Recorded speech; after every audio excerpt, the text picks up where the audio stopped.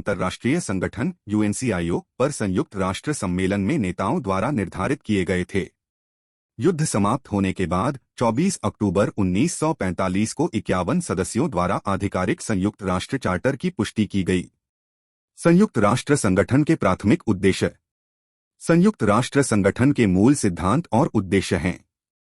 संयुक्त राष्ट्र संगठन UNO के प्राथमिक लक्ष्य वैश्विक शांति और सुरक्षा बनाए रखना, दुनिया के लोगों की भलाई को बढ़ावा देना और अंतर्राष्ट्रीय और मैत्रीपूर्ण सहयोग के माध्यम से इन लक्ष्यों को प्राप्त करना है।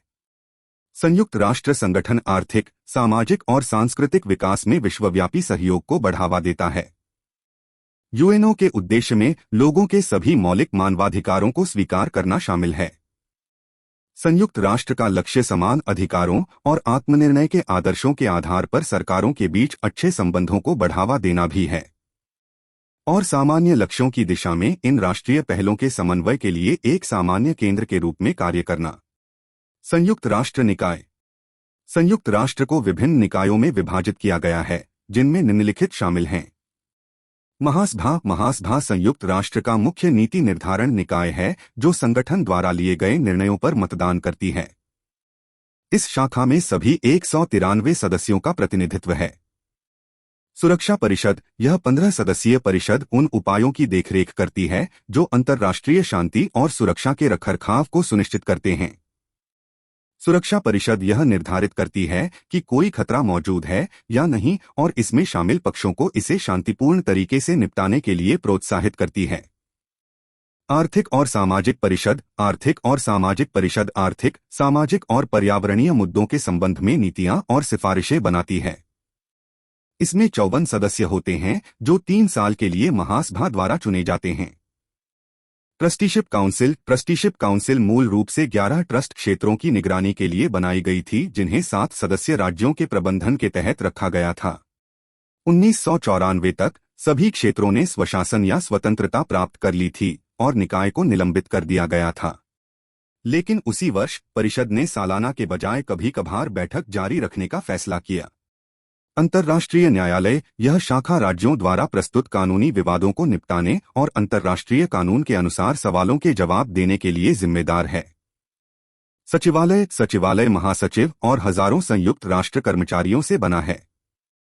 इसके सदस्य संयुक्त राष्ट्र के दैनिक कर्तव्यों का पालन करते हैं और अंतर्राष्ट्रीय शांति मिशनों पर काम करते हैं। संयुक्त राष्ट्र के सदस्य 51 राज्यों के एक समूह के रूप में जो शुरुआत हुई वह पिछले कुछ वर्षों में तेजी से बढ़ी है। युद्ध, स्वतंत्रता आंदोलनों और उपनिवेशवाद से मुक्ति सभी ने संयुक्त राष्ट्र में सदस्यता बढ़ाने में मदद की है। वर्तमान में इसके 193 सदस्य हैं जो दुनिया भर के देशों का प्रतिनिधित्व करते हैं। नए सदस्यों की सिफारिश संयुक्त राष्ट्र सुरक्षा परिषद द्वारा की जानी चाहिए और महासभा के 2/3 वोट से स्वीकार की जानी चाहिए। संयुक्त राष्ट्र का कहना है कि संगठन में सदस्यता उन सभी शांतिप्रिय राज्यों के लिए खुली है जो संयुक्त राष्ट्र चार्टर में निहित दायित्वों को स्वीकार करते हैं और संगठन के निर्णय के अनुसार इन दायित्वों को पूरा करने में सक्षम हैं। संयुक्त राष्ट्र की सफलताएं।